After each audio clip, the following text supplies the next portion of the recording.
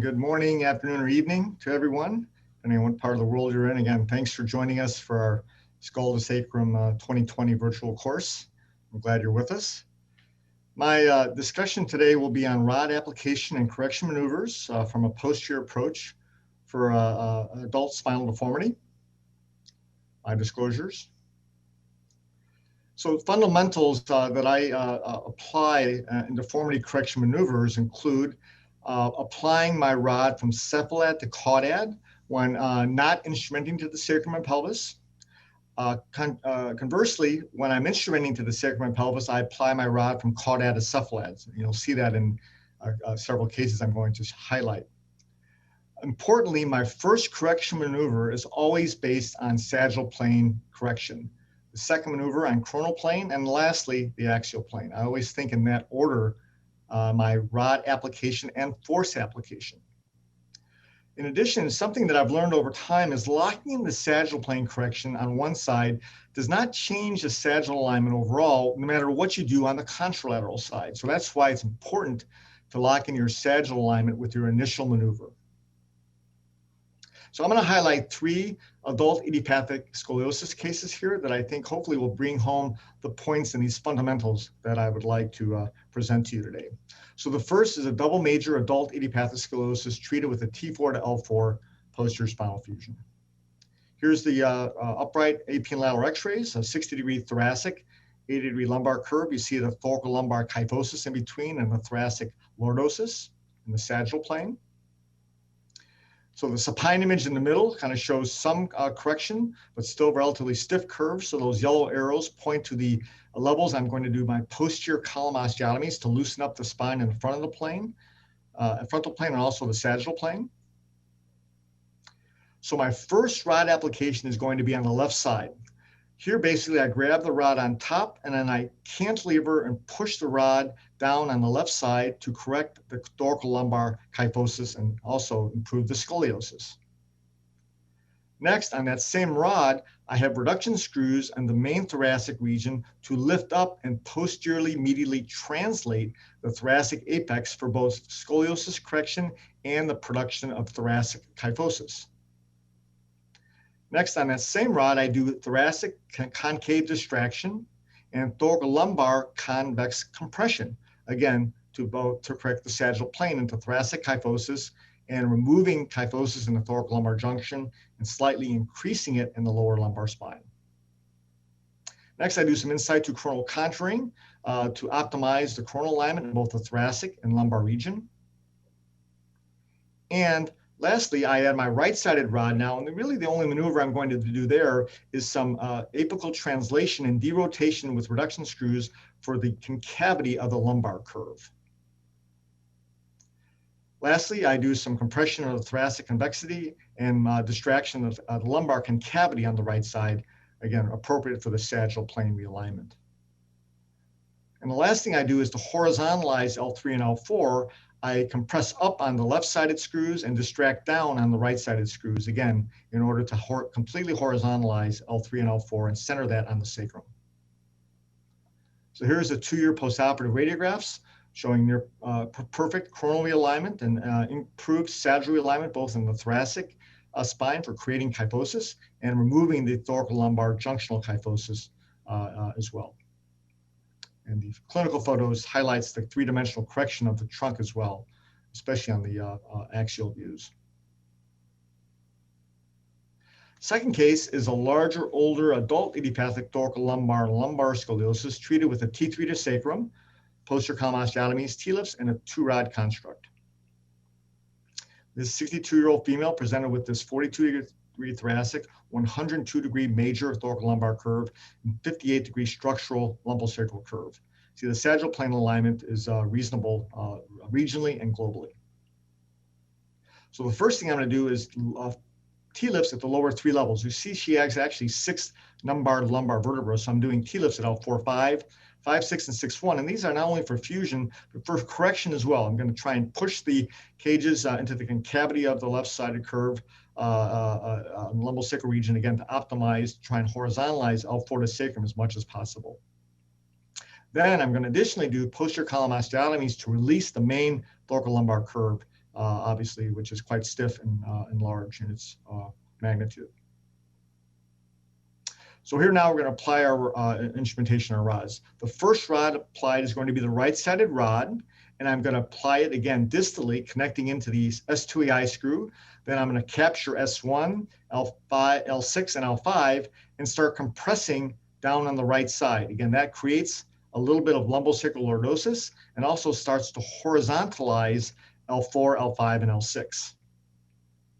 Then I stop and I leave and I apply my left-sided rod again distally, capturing the S2AI screw, then S1, L6, L5, and L4, and I distract on that side. Again, since I've already compressed and locked in the right side, my distraction does not remove lumbosacral lordosis. It just further horizontalizes the lower lumbar vertebra for coronal correction. And often I'll go back and do this again. I'll do the right side compression at the bottom, left side distraction, until I see that L4, L5, and 6 are much more horizontalized in the coronal plane.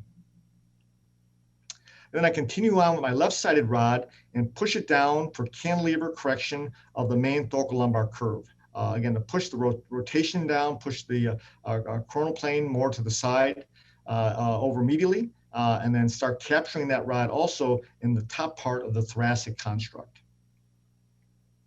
Next, I do left-sided inside through coronal correction, again, to immediately translate that very deviated apex of the left-sided curve. So this is all occurring with the left-sided rod. The right-sided rod is still hanging up in the air. I've not attached that to the spine at all. Everything's free except for the distal component, lower component of the right-sided rod.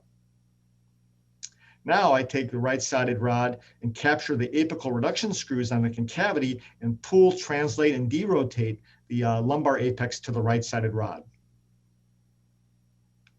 Here's my final correction. Again, 2 years post-op. We see very nice improvement of the coronal alignment, maintenance of the sagittal alignment here again, and the improvement in the clinical photos as well. Lastly, a large older adult idiopathic scoliosis and also extremely impressive thoracolumbar kyphosis. Now this is going to be treated with a T4 to sacrum PSF along with PCOs, T-lifts, and a unilateral PCO. Now here we'll do a multiple rod construct, 4-rod construct, which is what I'm doing currently in 2020 for most of my adult cases instrumented long to the sacrum and pelvis. So here's her x-rays. Again, 57-degree thoracic, 79-degree lumbar, and 34-degree lumbosacral curve in the coronal plane. You see the sagittal plane, there's actually 12 degrees of thoracic lordosis, a 58-degree thoracolumbar kyphosis, and 41 degrees of lordosis with an incidence of 92 degrees. The supine coronal image shows the thoracic curve is structural at 38 degrees. The lumbar curve obviously is structural, bends out to only 68 degrees on supine imaging.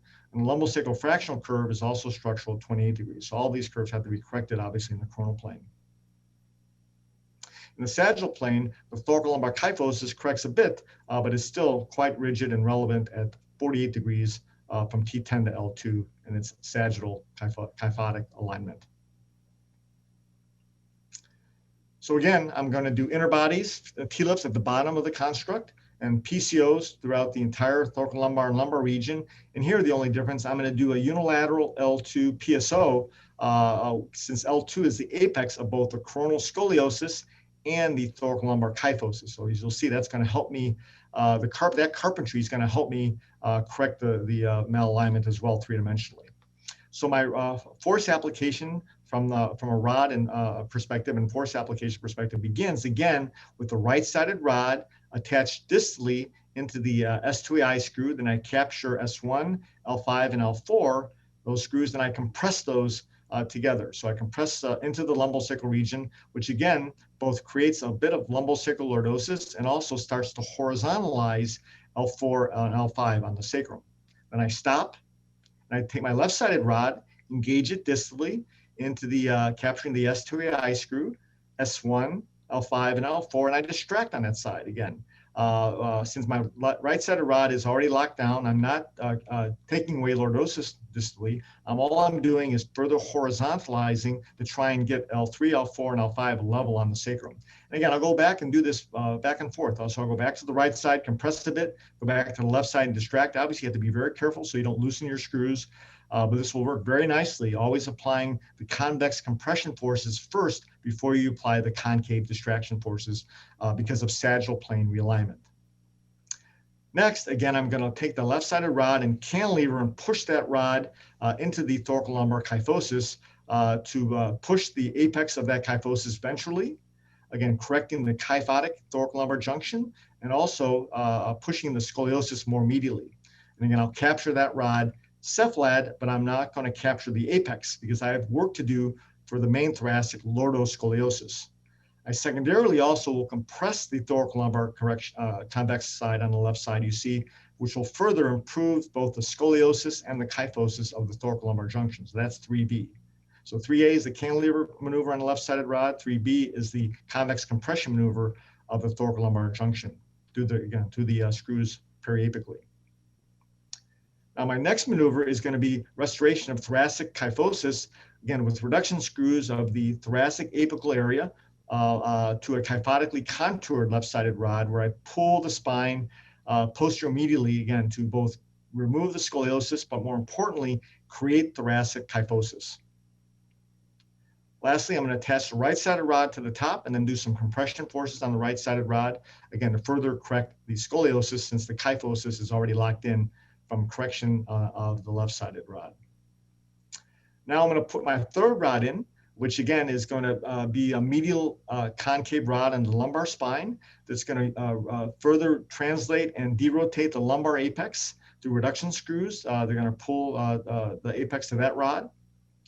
And my fourth rod applied is a seventh maneuver, basically, which is an in situ application of a fourth rod for stability across the thoracolumbar junction and the lumbosacral junction. So here's a video that's going to highlight these correction maneuvers. So here's, again, a double major curve where we're going to do our releases. You see a spontaneous correction from the releases and interbody fusions. So the right-sided rod is applied distally first, and I, again, compress L5 and S1 and compress L4 into L5. That further horizontalizes the spine in the coronal plane and produces slight lordosis in the sagittal plane. Then I take my left-sided rod, again, attach it to the S2AI screw, the dual-headed S1 screw, and distract that rod, and then compress the apex of the thoracolumbar junction, and then attach that rod all the way up.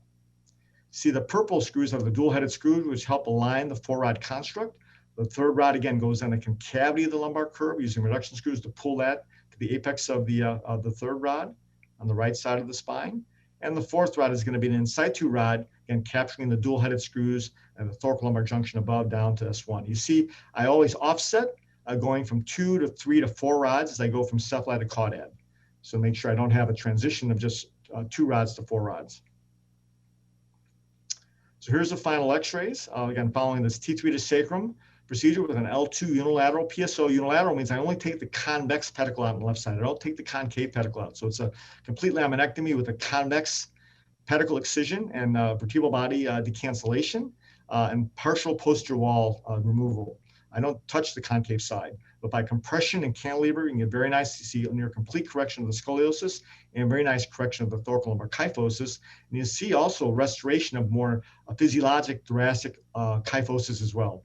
And this is really highlighted on the global total body images. You see not only the improvement of the instrumented spine, but the spontaneous improvement of the uninstrumented neck and sacropelvic region as well, following this these correction maneuvers from T3 to sacrum and ilium. Here's our postoperative photos as well. So in conclusion, again, the three fundamentals in these deformity correction maneuvers that I've tried to highlight in this talk include rod application that occurs from cephalad to caudad when not instrumenting to the sacrum and pelvis. Again, when instrumenting to the sacrum and pelvis, I prefer to start caudad and put my rod from caudad to cephalad. Interestingly, what I didn't highlight also is I only bend in this condition of instrumenting the sacrum and pelvis, I only bend sagittal lordosis into my rod. initially, I don't bend the entire bend of the rod. I just bend sagittal lordosis, then do in situ contouring of the rod to apply it further up in the thoracic region.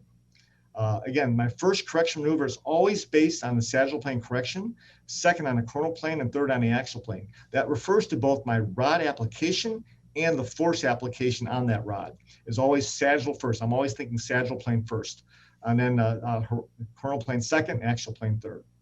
Again, in addition, as I mentioned, locking in the sagittal plane correction on one side does not change the sagittal alignment with correction maneuvers performed on the contralateral side.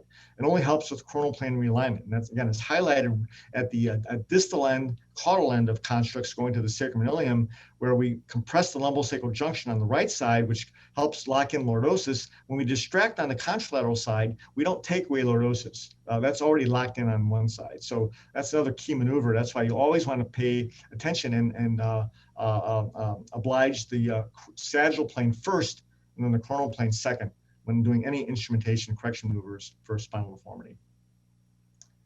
So I thank you for your attention.